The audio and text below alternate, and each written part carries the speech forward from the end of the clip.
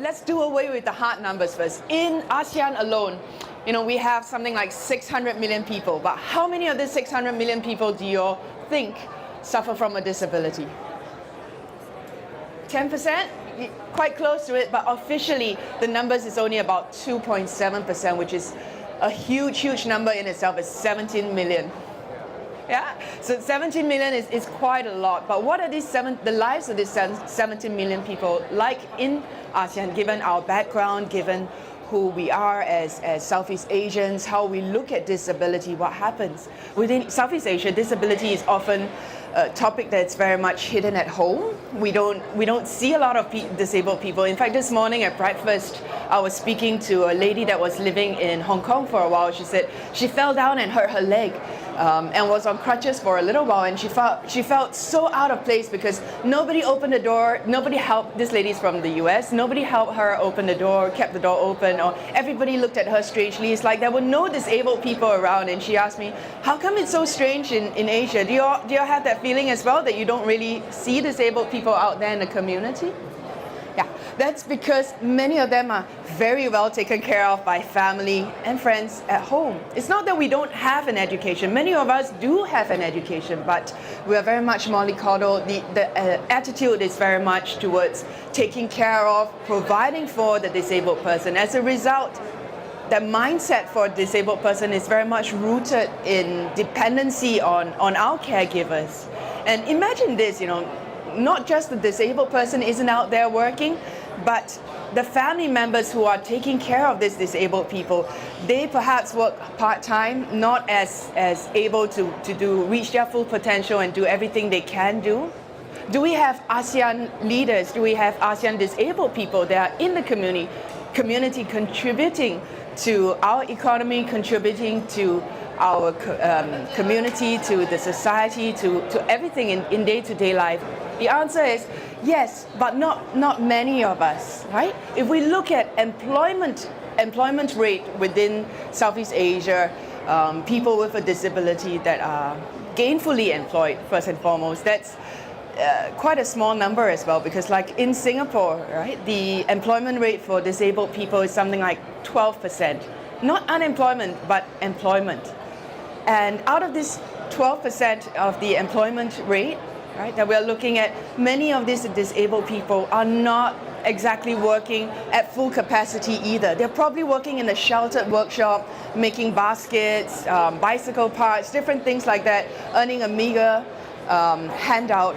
The lowest that was recorded very recently in a study done in Singapore was $130 US in a month. And that's in an environment in Singapore where the median house personal income is $2,800 US. So there's a huge gap, and disability is something that is difficult and expensive. It's expensive to be disabled anywhere that you live in the world, because we have to deal with our rising medical costs as well as adapting our lives to be able, like for example, for me to use a computer, I have to get another software so that the computer can talk, and all of this adds up to the cost. But in the bigger picture, how do we reverse this economy of disability, this minimum of a $2 billion annual investment by the entire ASEAN? What is it achieving? Not much at this stage in time. How do we make it achieve something? Australia has a 53% employment rate for disabled people. Japan has a 40% rate of employment for disabled people. Why can't Southeast Asia do better? What's missing in the ingredient? In my opinion, and what I've done, what I've realized, what I've seen in the past, it's very much the attitude. Given that sort of sympathy, mollycoddle sort of attitude, how do we change that attitude from that to that of empowerment and empathy, being able to give our disabled people an opportunity to reach their full potential in life, giving them opportunity to education, to employment, to participate. A study done by the UN some time ago talked about if more disabled people can work and they are paid on an equal level as their able-bodied peers, GDP of these countries can raise between 1% to 7%.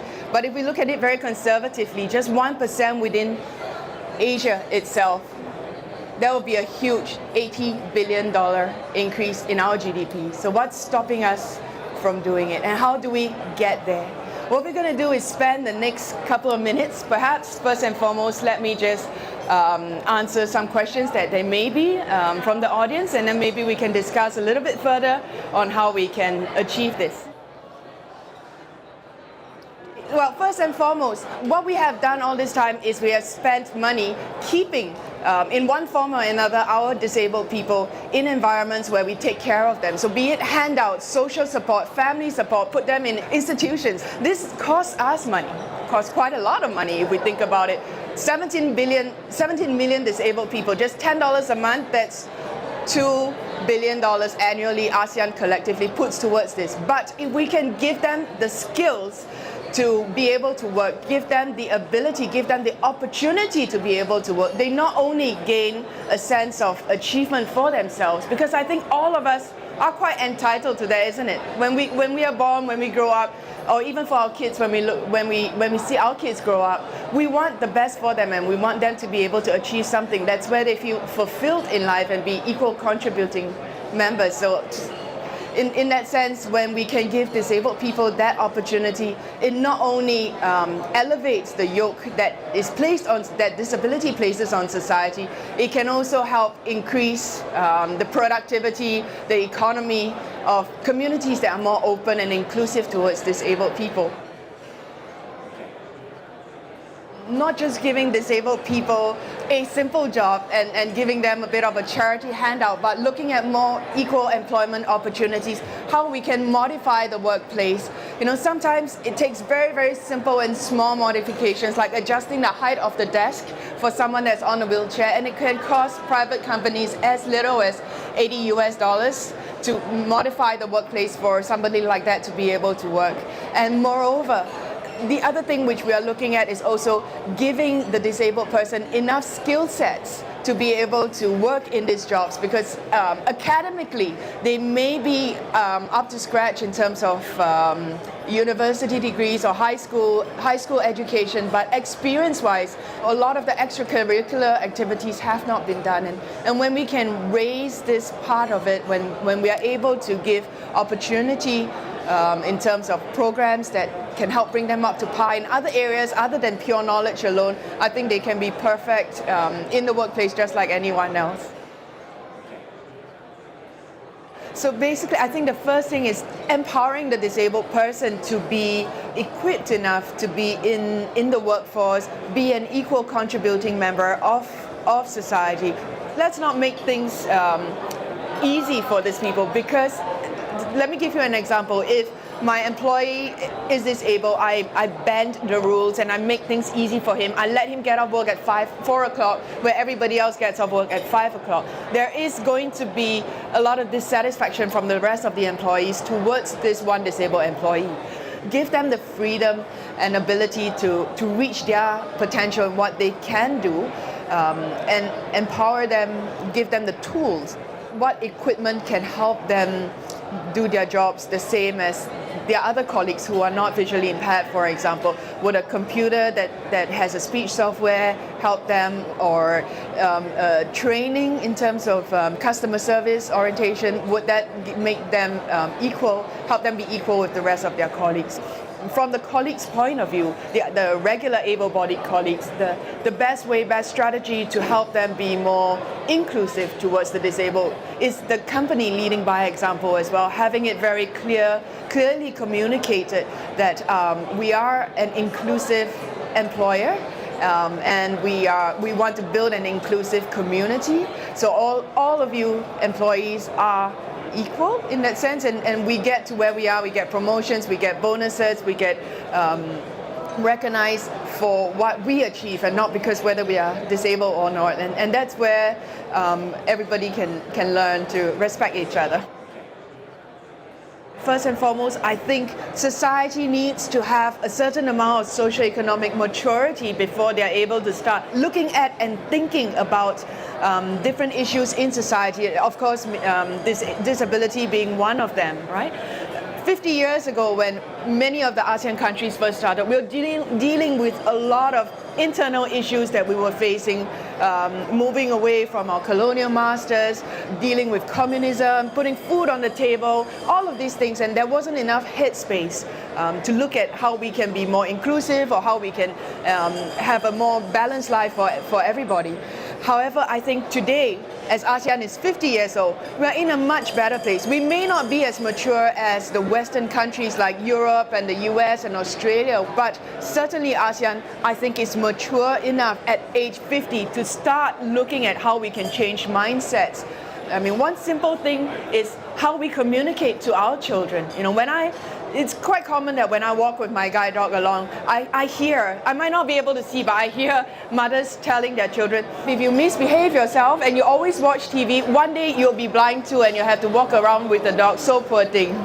So when we condone and encourage conversations like this intergenerationally with our children, what are we doing? We are raising a generation of Southeast Asian children to not be as inclusive. So I'd like to challenge each of you today, what can we go home and do within our family, within our community, within our organization that will make a small change, because it's a collective change at the end of the day that we need. Yes, one person like myself, there's only so much I can do, but with all of you that's here joining me today, sharing in a topic that I'm extremely passionate about, I think we can nudge more change that's needed amongst these 17 million disabled people and bring their level of poverty up by a tiny little bit, each step at a time.